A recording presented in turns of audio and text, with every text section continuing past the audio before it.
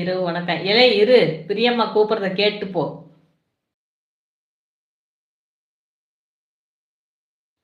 பிரியம்மா எனக்காக அண்ணா தங்கராஜ் அண்ணா பாய்னான்னு சொல்லு.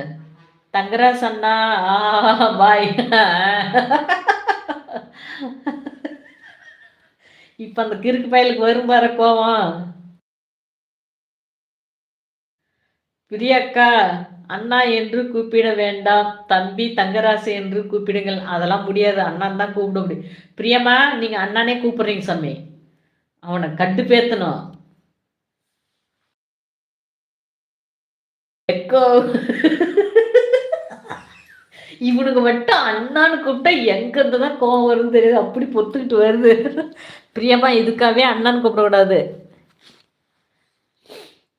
அன்புள்ள அண்ணா தங்கரசண்ணா.